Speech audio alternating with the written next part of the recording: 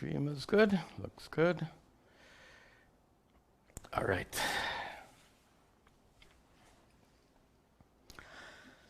Om Sahana Vavatu Sahano Bhunaktu Sahavidyan Karavavahai Tejasvinavadhitamastu ma vidvishavahai. Om Shanti Shanti Shanti. Om. Good. Welcome to you all. Welcome also to everyone attending online. There's been a change of our time. If you're attending online live, you probably figured it out. I think YouTube adjusts the time. We have this daylight savings time thing going on here. Before we begin, let me just to get this out of the way. An important announcement. Many of you already heard that we are launching an intensive online course in Advaita Vedanta, meditation and Sanskrit. It's all online, and it begins with a 6-month course, which is followed by a more advanced 2-year course. It's all offered free of charge.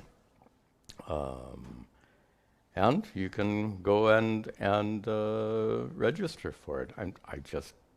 I find it almost mind-blowing. 700 registrations so far. I knew it'd be more than a few, but I had no idea. Anyway, fortunately, it's set up in such a way that can be accommodated without any problem. So please go to our website, get the information, sign up, and you can join us. Okay. Announcements out of the way.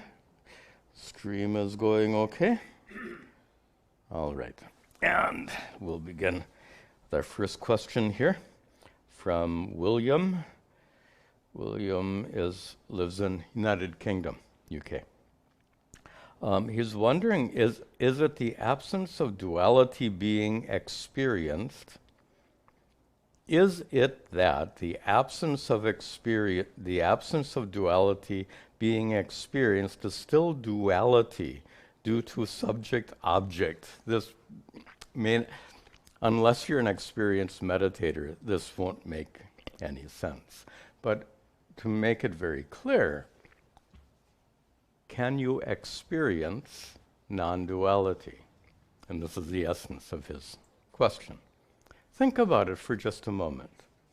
Can you experience non-duality? Experiencer of non-duality.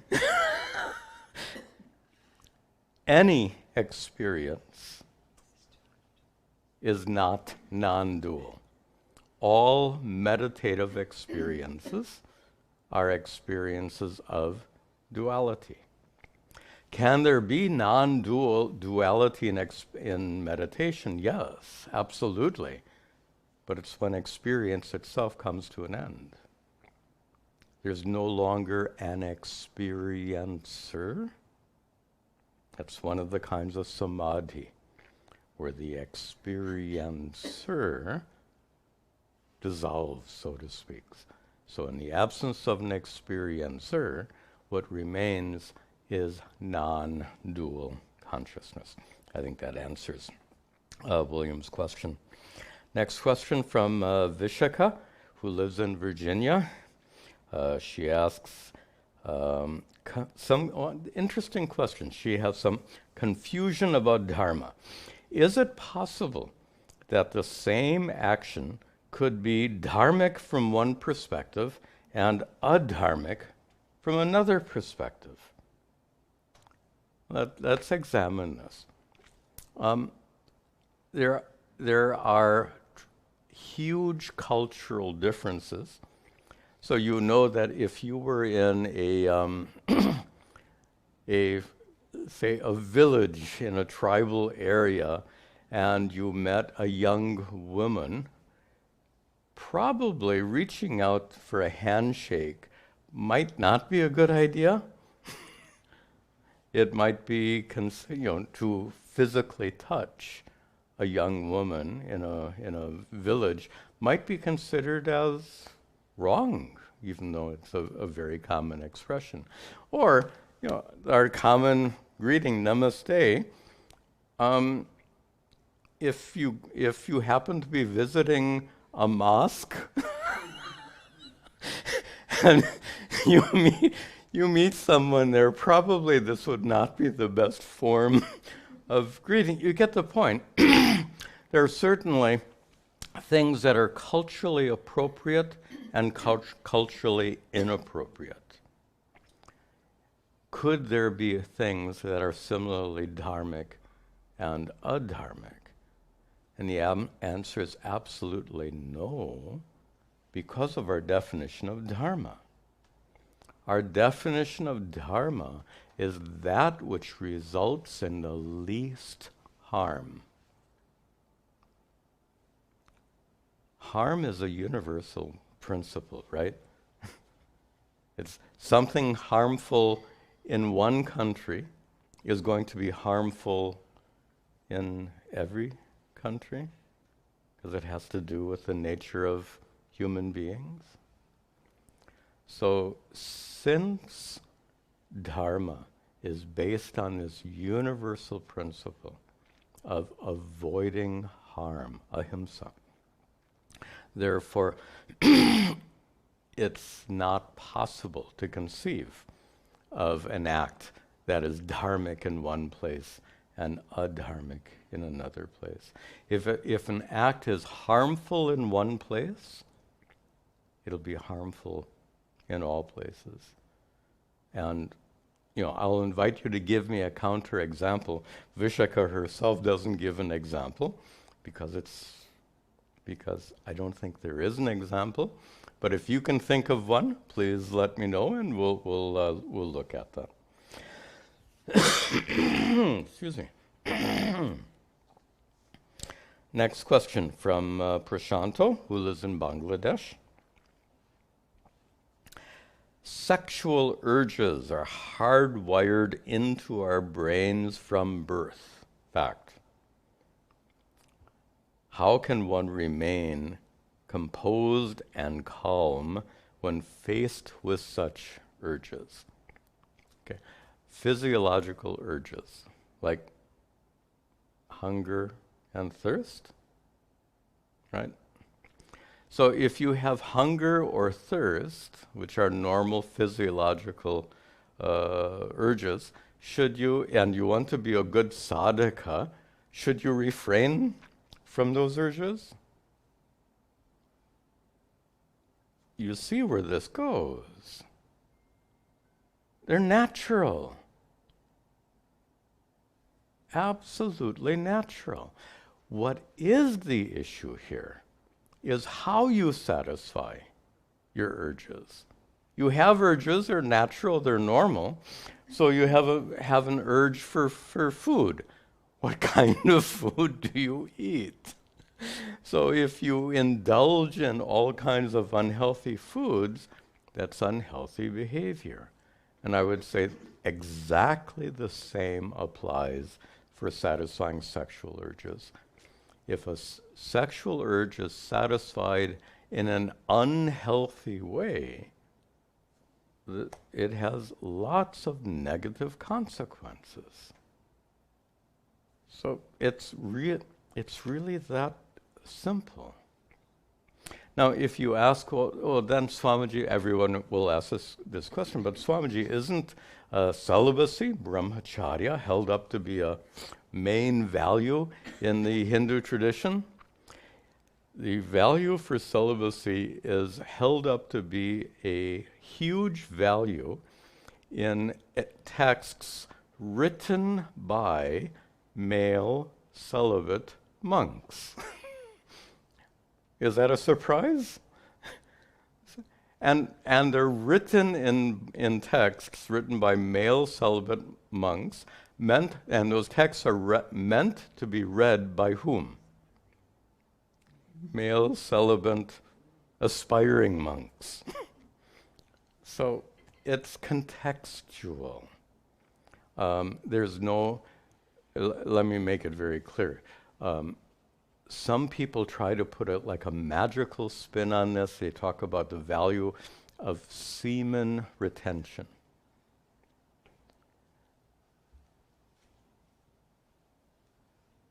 Show me, first of all, show me a traditional scripture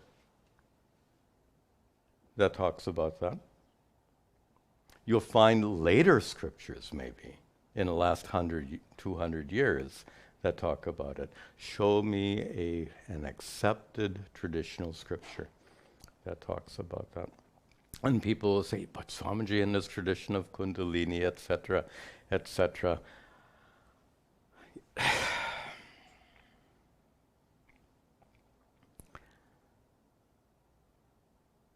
People get fascinated by the esoteric. It's very mysterious. And that draws, oh, there must be something special here. If it's mysterious, if it's a secret. By the way, there's a trick on YouTube. If you want people to watch your video, in the subject line, you have to say, "This is a secret." If you call it a secret, everyone will go, "Oh, the people want to hear these secrets."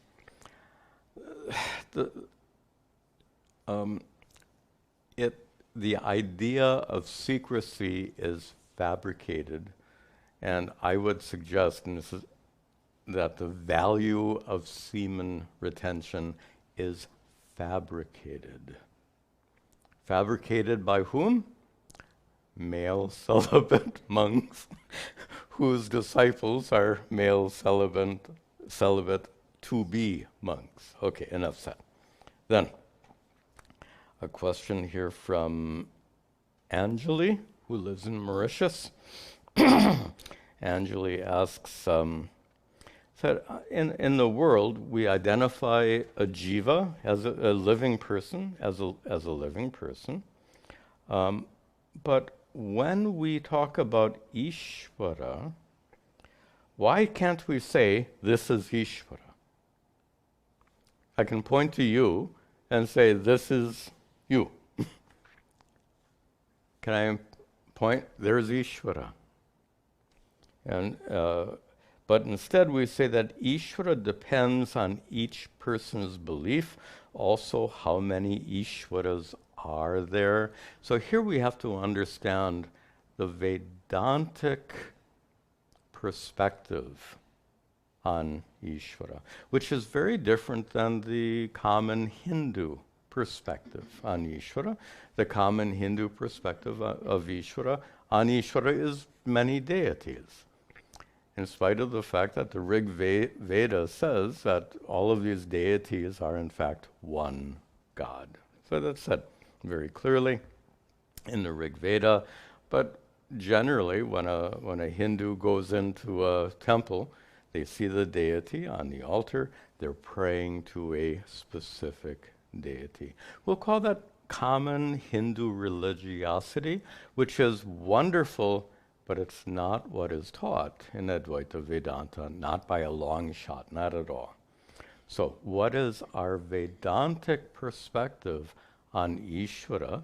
First of all, creator, sustainer, destroyer, absolutely fine, but not as three different deities, as one and the same God, who is this, and here's the important part, the God who is the source of the material and intelligence because of which the universe exists.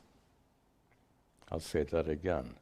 The God who is the source of the material and intelligence because of which the universe exists. Several Upanishads use the expression that Ishvara wills himself to become many, which is to say that Ishvara becomes manifest in the form of the universe with everything within it. So that is the Vedantic perspective of who is Ishvara. And just yesterday in our meditation session, I quoted one of my guru's most memorable expression, where he says, it's not that there is one God, there is only God. And in so few words, that really encapsulates that vision. So if there's only God, where will I point and say, there's Ishvara? Doesn't make any sense. And then how many Ishvaras are there? There's only God. So this is, I think, unique to the Vedantic tradition. And what makes it so special is it's not based on faith. It's not based on blind faith, andavishwasa. It's based on scriptural revelation and reasoning. Lots of reasoning. In fact, Vedantic texts and commentaries go on and on and on, analyzing how it is that Ishvara is the source of the material out of which the universe exists and is the source of the intelligence that gives order to the universe. This is so thoroughly explored using reasoning. Anyway, enough said. So that's our perspective on Ishvara. It ties into this next question from Padma. Padma lives in Hyderabad, and Padma asks, why do we say that Vedanta is described as not being faith-based? That's a nice segue. Yet one may wonder, aren't we accepting certain premises, like this body is not the true self. The soul remains your soul, Atma, your true self, remains unaffected. And life continues after death. Not life, but Atma, your true self, continues after death. Aren't these premises meant for belief? I think we're fine. Yeah, comfortable. Thank you. Look, the body is not the self. Is that a matter of belief? Tell me, do you have a body? No one's going to argue with that statement. That means you are the possessor of a body? Isn't that sufficient? And of course, there's so much more Vedanta that goes along with that. Is that a matter of belief? Do you believe that you have a body? That's not a matter of belief. Or the soul remains unaffected. Consciousness remains unaffected. This is a truth to be discovered with the help of these teachings, and especially through the practice of meditation. You can discover that it's your mind that gets affected by everything, but your mind is revealed by consciousness. Let me try to make it very simple. You are the consciousness who knows what's happening in your mind right now. Let's break this down a little bit. Do you know what's happening in your mind right now? Yes. How do you know? You are aware of. How do you know what's happening in your mind right now? You're aware of it. You're conscious of it. So if your mind goes on changing, are you aware of those changes? Yes. But the consciousness by which those changes are known, how can you be so sure it's changing?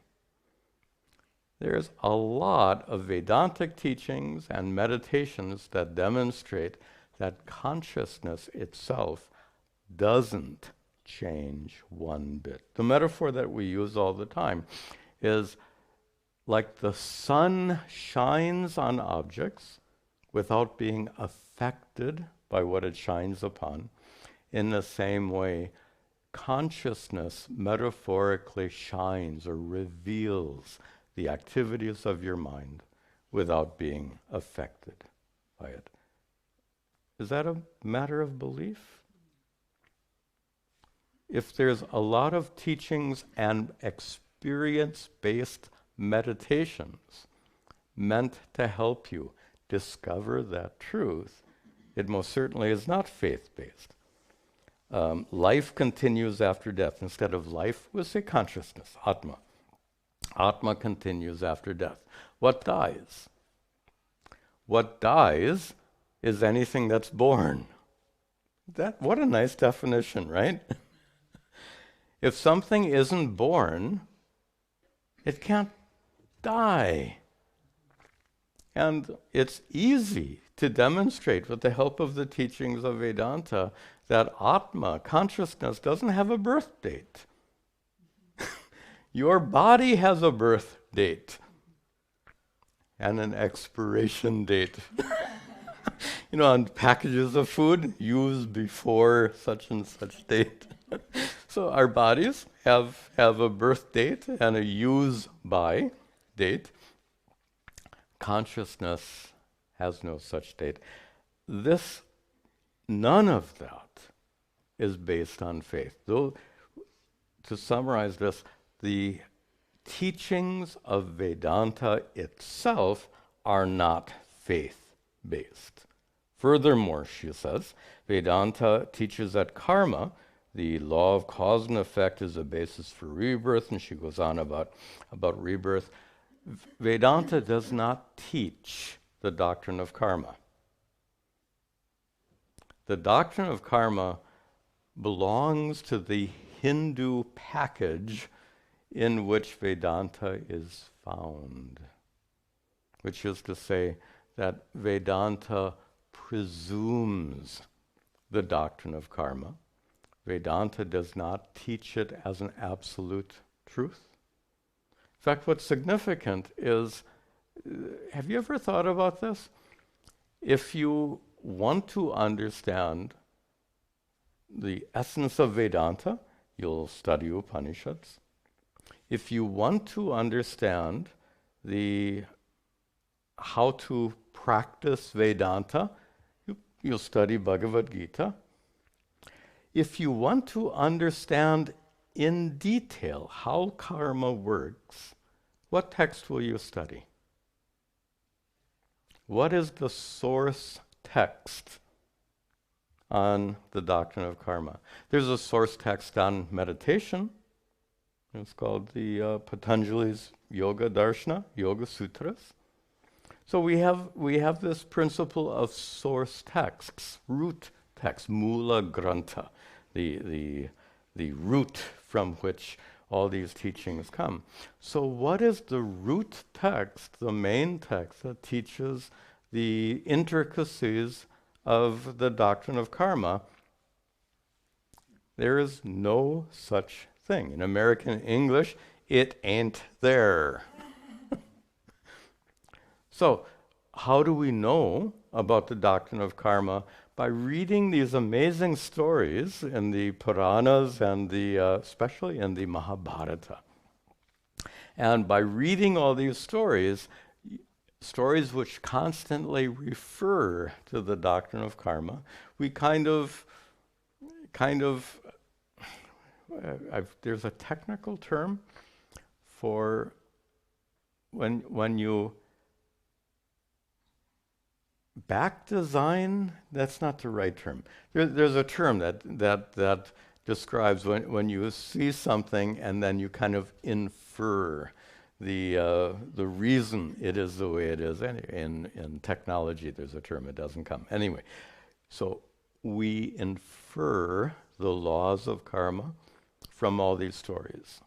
There is no definitive statement of the doctrine of karma in any text.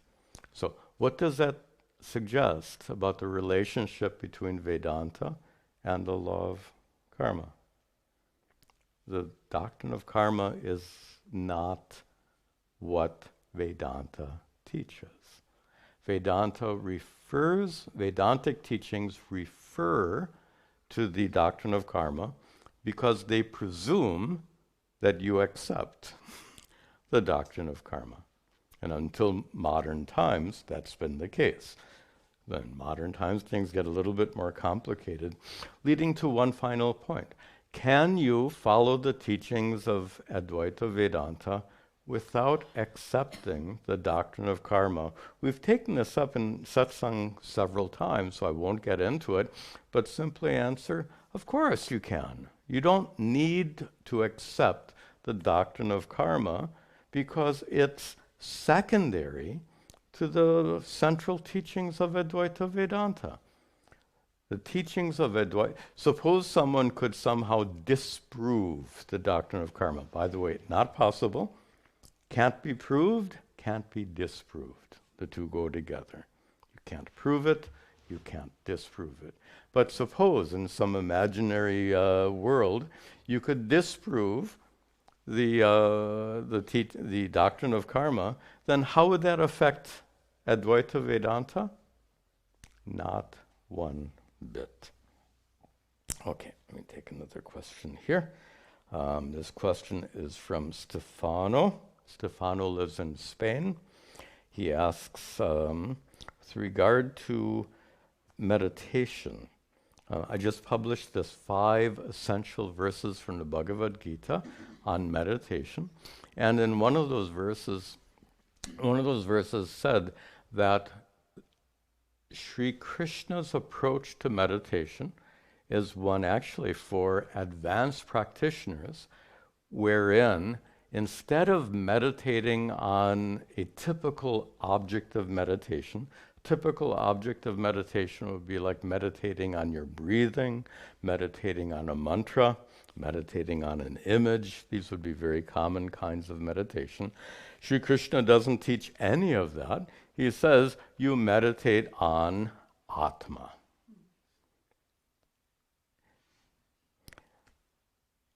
And now the question comes. You said that in that video that meditating on the self, Atma, is a difficult practice that advanced yogis can do. And I'll explain why. At the same time, we know the self is the subject and not the object, so how can the self be used as an object? The self, so Stefano is making reference to a very important fundamental teaching in Advaita Vedanta, that Atma, consciousness, is not a thing you can meditate on, it's you. It's not an object, it's the awareful subject. Therefore, you cannot meditate on Atma. Yet, Sri Krishna uses that language constantly in the Bhagavad Gita. Lots of people do. And the idea here is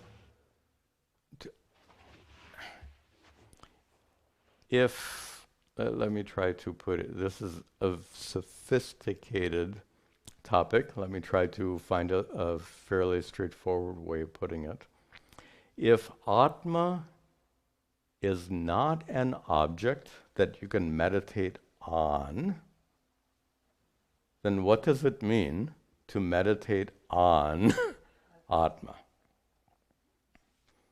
To meditate on Atma is to meditate in such a way that Atma and Atma alone is present at the time of meditation. Sophisticated technique, because it means the meditator is gone. The experiencer is gone. Everything is gone. You are gone. You as an individual are gone. Body is gone. Mind is gone. Everything is gone. The only thing that remains is pure consciousness. Shuddha Chaitanya Atma. So we could say then to meditate on Atma is a figurative expression, because how else to communicate this fairly sophisticated principle that only when everything is gone and Atma alone remains. Some texts actually express it a little bit more clearly by saying, even that's a little problematic. A common expression is you abide in yourself. Even that's problematic, but it's a little bit better than meditate on Atma. Anyway, the last part of this was, why is it an advanced technique? When we're meditating, the biggest obstacle people have in meditation is that the mind wanders and wanders and wanders, and you need to keep your mind from wandering. How do you do that? You hold on to something. Object of meditation. In fact, in Sanskrit, it's called an alambana, which is literally what you hold on to. That's what alambana means. So you can hold on to your breathing. Why? Because it prevents your mind from wandering. You can hold on to a mantra, which means focus your attention on a mantra, because it prevents your mind. Or an image of a deity.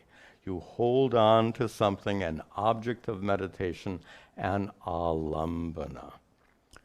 If you don't have an alambana,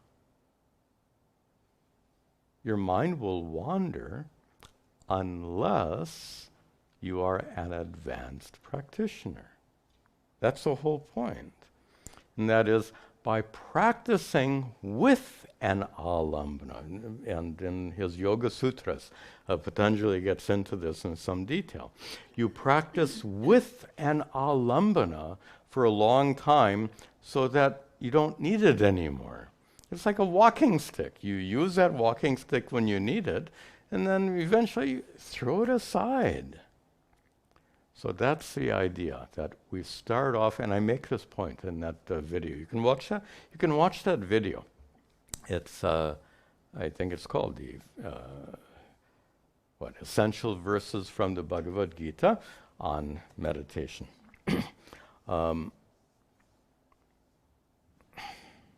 Yeah, I lost my train of thought. Okay, enough said. Do we have questions here? I'll take your questions later, okay? Do we have other questions here? Anyone? Okay, then we'll continue to take these questions here. This question comes from Arun, who lives in Bangalore.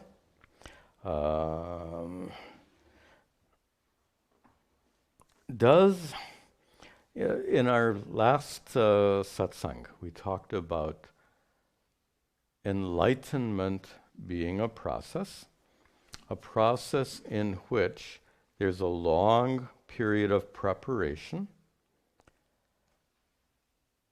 With that preparation and through the practice of Atma Vichara, self-inquiry, guided by these teachings of Advaita Vedanta, there is a moment of discovery. So we're describing the process of enlightenment. Preparation with Atma Vichara, self-inquiry, guided by the scriptures, eventually culminating in a moment of discovery. But then, the mind being what it is, the mind doesn't get automatically transformed. Let me just make this point a little bit. People have this really naive idea of enlightenment. You know, the light bulb goes off and everything looks different. Everything has like a golden haze around it and looks amazing. There's another question about this we're going to come to in just a moment. This is, sorry to say, it is silly, naive nonsense. Because your mind and brain is so habitual in nature that 5 minutes after that moment of recognition has passed, your mind will be almost back to where it was before. And just 2 minutes of neuroscience to support this. Everything that happens in your mind happens because of the way neurons communicate. Neurons communicate by sending electrochemical signals through synapses. At those synapses, there are certain concentrations of chemicals. Those concentrations could be more or less. Those are the so-called neurotransmitters. So tell me, when you get enlightened, do all those chemicals instantly change? At every synapse?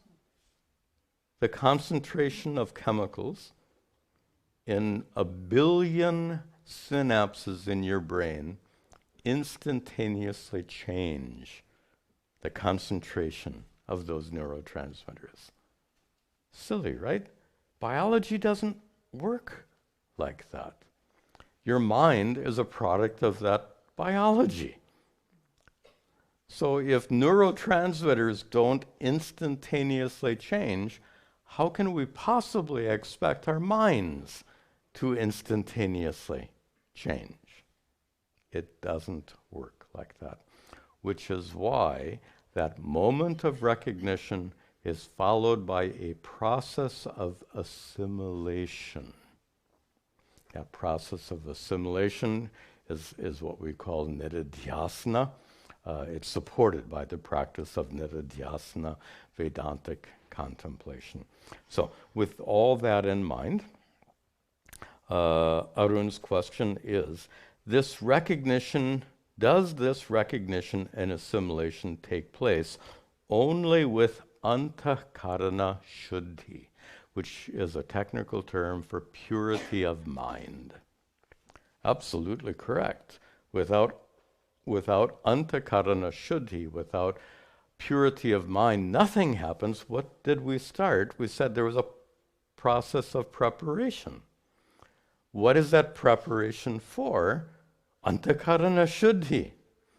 So that process of preparation is a process of gaining antakarana shuddhi, so that only if your mind is properly prepared will that process of Atma vichara, self-inquiry, be successful. If your mind is not prepared, forget it. It's like, a common metaphor is like playing a musical instrument. If you pick up a musical instrument you've never played before, and I say, play us a song, how will that go? If I give you a veena or a sitar or a guitar, if you've never played, I think give it your, come on, play us a song. Forget it. So there's this long process of preparation that's required before you can use the instrument. There's a reason we call them musical instruments. Have you ever thought about that? An instrument is a means of accomplishing something. In the case of a musical instrument, it's a means for accomplishing the production of beautiful music. Atma vichara is an instrument. Self-inquiry is an instrument that you use for the sake of turning your attention within and discovering your true nature. If you're not trained to use a musical instrument, you can't use it properly. If you're not prepared to use Atma vichara properly, it won't happen. So that's that process of gaining antakarana shuddhi. And then Arun goes on to say here, traditional Vedantins talk about attaining jnana through the process of karma yoga and bhakti yoga. Well, just to refine that statement, that the performance of karma yoga, bhakti, meditation, and all other sadhanas are meant to prepare you by gaining the necessary antakarana shuddhi, the necessary preparedness of mind, so that your self-inquiry, atma vichara, can be effective. But then Arun makes his comment. He says, no mention of this is made by some Western teachers of self-inquiry. Who is a Western teacher of self-inquiry? Actually, the origin of these this so-called, he's making a reference here to what is called Neo-Advaita. Neo-Advaita is a modern version of Advaita Vedanta, which ignores the need for preparation. Neo-Vedanta says, you already are Satchidananda Atma, so get it. You already are that, so what's the need for all this preparation? You know, if the meal is already cooked, why prepare it? This is the perspective of Neo-Advaita. And even though the main proponents today are largely Westerners, it actually has its roots in India, especially in this Papaji who lived in Lucknow. And anyways, it's a modern tradition, has its roots in traditional Advaita Vedanta, but it ignores the need. In fact, it ridicules the performance of these sadhanas. And when I say ridicule, you can find teachers in this Neo-Advaita tradition who say, why bother meditating? You already are that. Why do you need to meditate? Just realize who you are right now. Stop wasting your time on all this other sadhana. Anyway, that's Arun makes a reference to such people. Here, obviously, it's misguided teaching. This is a teaching from Fatima, who lives in Pakistan. Nice. And Fatima, a long question, but let me just pick out one thing. How to deal with people who can harm you from a Hindu perspective. There's a lot more she says here, but let's just stay with that. From a Hindu perspective, how to deal with harmful behavior of people. Hindu dharma is, as we said before, it's based on the principle of ahimsa, avoiding harm. Obviously, that applies to yourself and your loved ones as much as anyone else. Doesn't mean simply, ahimsa doesn't simply mean don't hurt anyone else, but it also shows that you have a responsibility to take care of yourself, to protect yourself, to make yourself healthy and strong, and to protect yourself from anything that would decrease your strength and your safety. How do you see these things from a karmic standpoint? Why do people do... Let's broaden this out a little bit. From a Hindu perspective, we are all embodiments of Ishvara, right? We are all divine beings. So if we're all divine beings, why are we divine beings fighting wars in Gaza, in Ukraine, in Sudan, and now in Iran? We are divine beings bombing the hell out of each other. And I'm being kind of dramatic here intentionally to make a point. So if we are, not if, since we are these divine beings, then why are we engaged in such ridiculously harmful behavior? And there's another question coming up about free will, and that is, as human beings, we are endowed with free will, and based on our free will, we can choose to do things that are helpful to ourselves and others. We can also choose behaviors that are harmful to ourselves and harmful to others.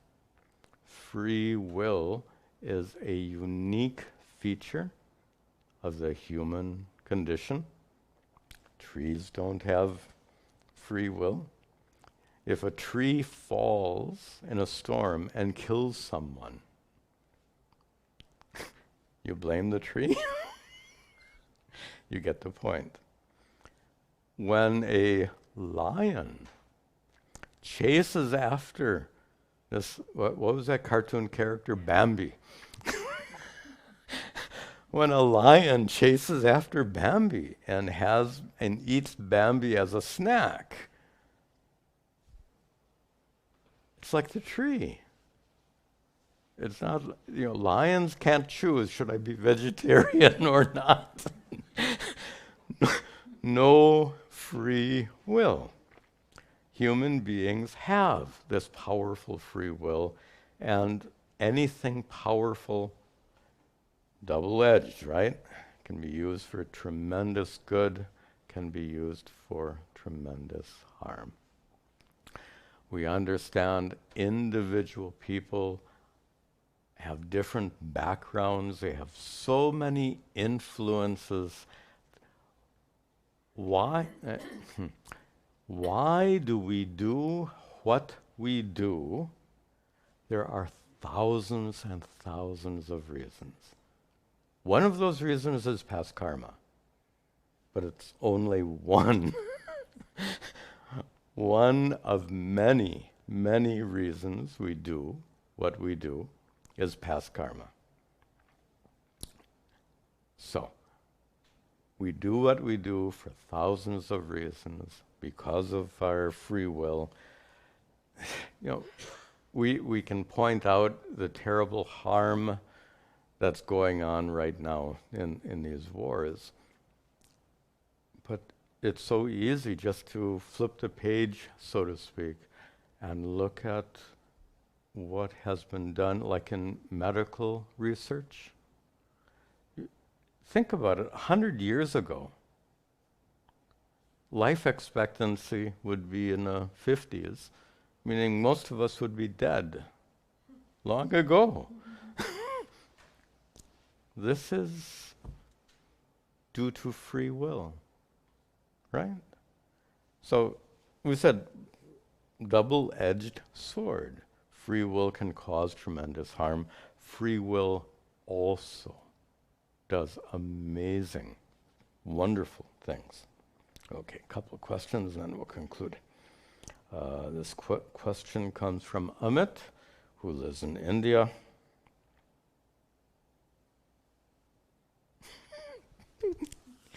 Oh, I didn't even know this. So apparently Amit was listening to this Sadguru, the famous guru in Coimbatore. And Sadguru says he is stoned all the time. This is according to Amit. It sounds likely, that's his kind of language, and Amit also observes other gurus say that the bliss of enlightenment is incomparable, 1,000 times more than anything we have ever experienced.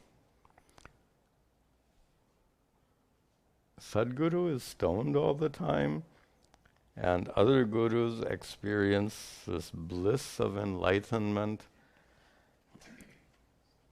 Sadhguru says he's stoned all the time. Other gurus say they experience this exceptional bliss.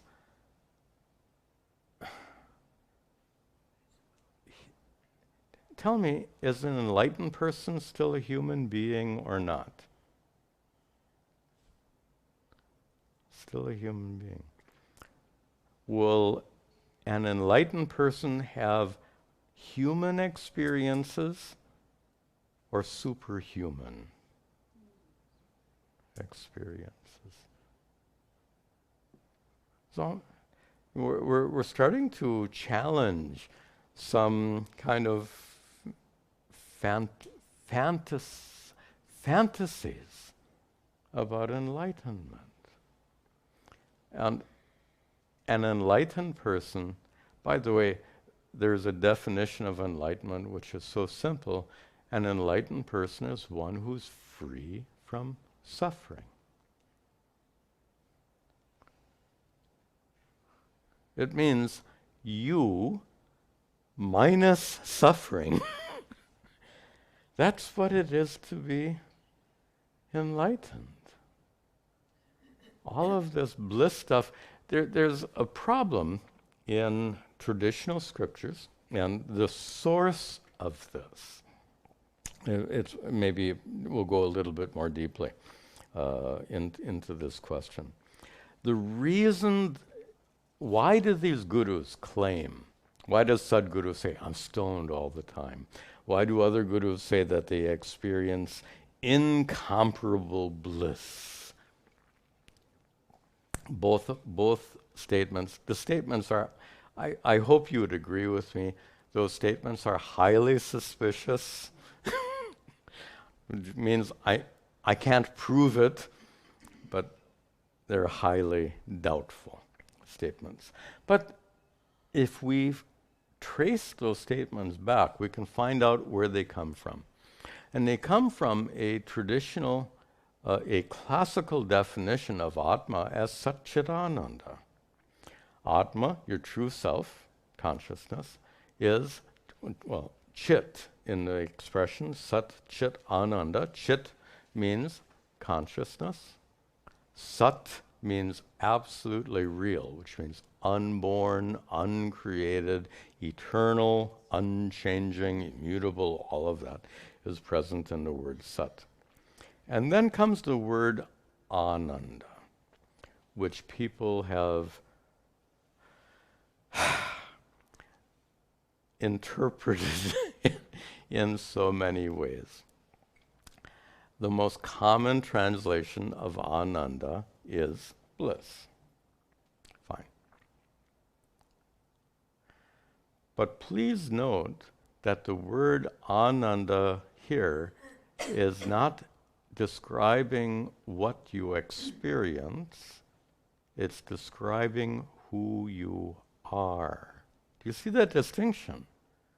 We're not talking about Ananda in an experiential sense, some kind of bliss you experience, but rather it's a word referring to your swarupa, to your true nature, your essence. So it's who you are. Ananda is not what you experience, it's who you truly are. Now, what does it mean to be Ananda? Well, if you study Vedanta texts, one of the most common explanations that are given in commentaries, the commentator will say, Ananda means Ananta. This statement comes in thousands of places. Ananta means limitless. And that becomes so much more meaningful. The consciousness, the unborn, uncreated, eternal consciousness, which is your nature, is not stuck inside your head and body. It is Ananta, boundaryless, limitless, vast. And conventionally, that vastness is called Ananda. This is how it's explained in Vedanta texts. It is not an experience, but rather a declaration of your vast, boundaryless, limitless nature. All right.